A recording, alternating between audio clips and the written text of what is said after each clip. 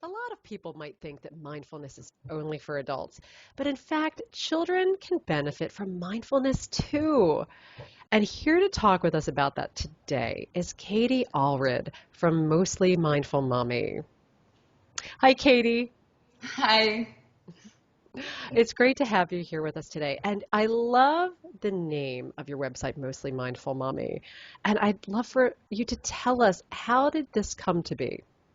Sure. Thanks for having me, Jennifer.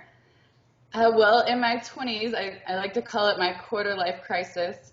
I just kind of I'd gotten to a point where I'd graduated college, I had started a career, I had a house, I had the boyfriend, and I was just looking around, just kind of wondering why I wasn't happy. And so I started making some changes in my life, but at the same time, I was still just very driven type A perfectionist to rule by my to-do list, and I wasn't very present at all and not even aware of that fact. And it finally took, while I was in the middle of moving, I came down with a very severe kidney infection and ended up in the emergency room and was in the hospital for 3 days. And I had just basically been ignoring, a lot of signs and symptoms because I needed to unpack and I wanted to pack my boxes. And, we all have this, idea in our mind of what we think is important until we realize that that's not what's really important, right? Absolutely. Absolutely. Well, that must have been a really big pivot for you. And I know that you work with adults and families and children. And like I said, some people may not realize that children really can benefit from the work that you're doing. So tell us a little bit about the results that you're seeing. Sure. As soon as I had seen changes in my life, I started having visions during meditation just of what if I had learned this earlier?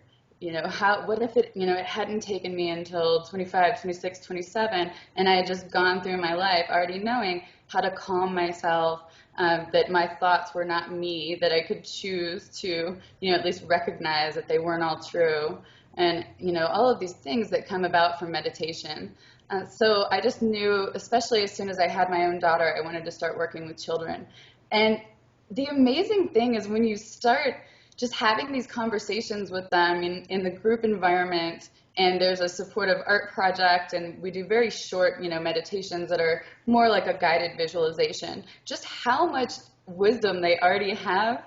I had a girl just the other week, we were talking about the concept of letting go, and about the things you can't change, and just immediately she's like, so it's like when my mom tells me to go to bed and I just don't want to, but I have to let it go.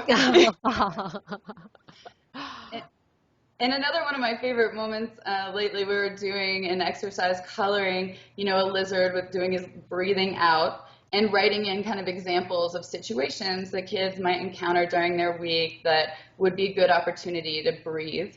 And, this little boy, he just starts saying, well, I'm going to color these different colors over here, and each one's going to represent a different emotion. And it started this really great conversation just about emotions. And, children have so many changes going on. When they're really young, they're not understanding what these new things are called emotions. And then, when they're older, then you've got the hormonal changes going on, and they can just feel so overwhelmed. And I know when I was in that place, I didn't realize it was really that an emotion was separate from me. It was just, I felt like it had to overtake me and I had to go with it. And when I got angry, I just, railed at the world. And, by learning these techniques like breathing and mindfulness and just noticing their own feelings and what's going on and getting more comfortable just talking about those things in a group environment, it's just amazing what these kids will start to share when you start the conversation. And I've had so many parents tell me, like, well, they don't talk about that at home. And sometimes, it is a parent thing. You just, you're not comfortable. They're your parents. They have this role. So it's also this other place. It's not like none of this emotional development is going on in the home, but it's a safe place for these kids to have these kind of conversations and like watch each other get it and then be able to speak this common language. And it's just so beautiful to see unfolding. Absolutely. And the wisdom of children is just incredible.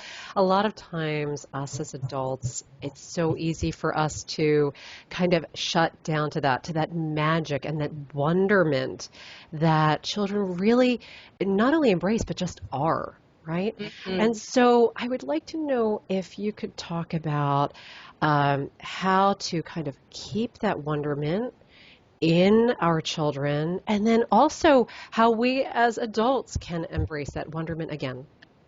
Absolutely. I mean, it's great because the answer to both of your questions is the same, and that's just, engage with them in that behavior and you will feel it. So, I like to say children are the ultimate mindfulness experts. They are 100% in the moment, and then there's that place where they start to get overwhelmed with the homework and the to-do list and people telling them to hurry up. But if you think back to watching 2 and 3 and 4 year olds, my daughter can follow an ant on the ground. It's for 30 minutes. So really the first step with us as parents is to stop trying to, fit our children to our schedule and that idea of what they should be doing. And hey, we're walking over to the park and I'm thinking we're going to walk over to the park and swing. So hurry up. This shouldn't take so long. It's like if your child is so in the moment and engaged enough with what's going on in front of them that you don't get to swing because it takes you 30 minutes to walk to the park, that's an adventure in itself. And, get in there and see what they're looking at. What is causing them, so much wonderment?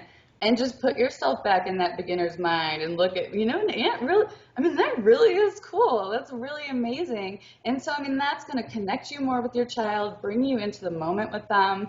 It's simple, so many of this, it's not like, mindfulness is something you need to go out and buy a bunch of stuff to do. That's what's so cool. You can just decide one moment, like, okay, I'm going to try this by being in this moment with my child.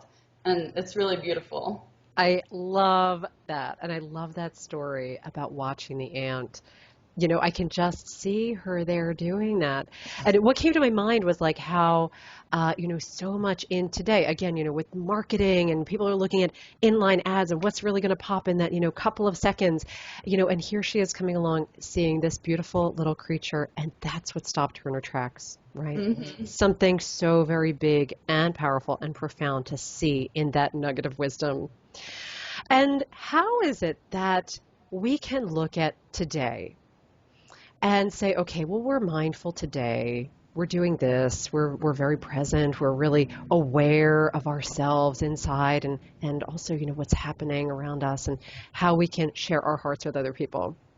But then what happens when tomorrow comes? How is it that we can be even more present and more available in the moment each day?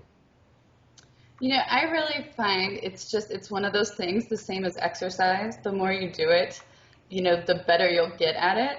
And it's a practice. So it's a continual bringing yourself back. So, when I coach parents, I think that just starting to have like those I call them mindfulness triggers. So, first thing being, I find it's helpful to start just focusing on one thing. So, so often when we're interacting with other people, whether it's our children, our coworkers, or even our spouse, we can stop seeing them. We see them, but we're not seeing them and connecting. So, like an exercise I like to recommend is just starting to really at least pay attention when you're talking with someone to really make that eye contact and make that connection and be there in that moment in that conversation. So then at least in those times of personal interaction, you have a trigger to bring yourself back.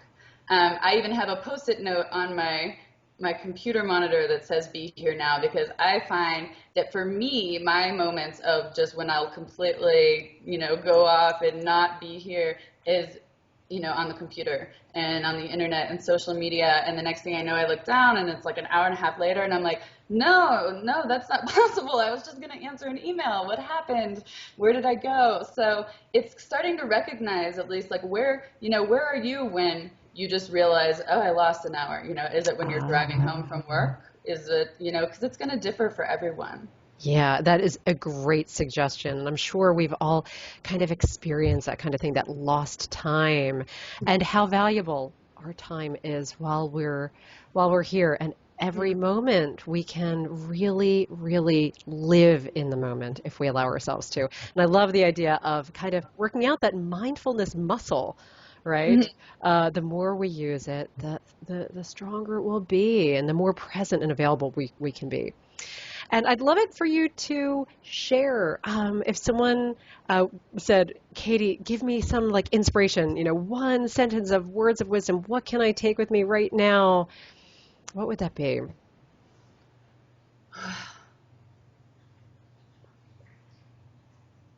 One sentence? It's just how critical it is to connect with and be present with the ones we love and even ourselves right now.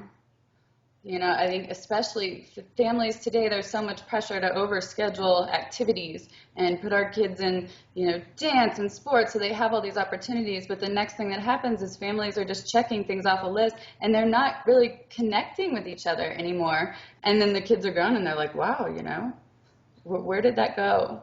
So it's just every day, making that time that no matter how rushed, how stressed, or, how many tantrums they had, you're, connecting and letting each other know that you love each other and just, encouraging each other to be your authentic selves as much as possible. Yeah, that's beautiful.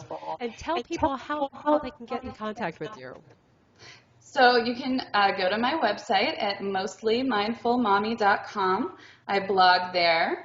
And you could also email me directly at katy@mostlymindfulmommy.com. And I offer coaching for families and adults and children over Skype. And in the Colorado Springs, Colorado area, group meditation classes for kids. That's beautiful. Thank you so much, Katy Allred, for joining me here on 8 Minutes of Awesome. Oh, thank you so much for having me.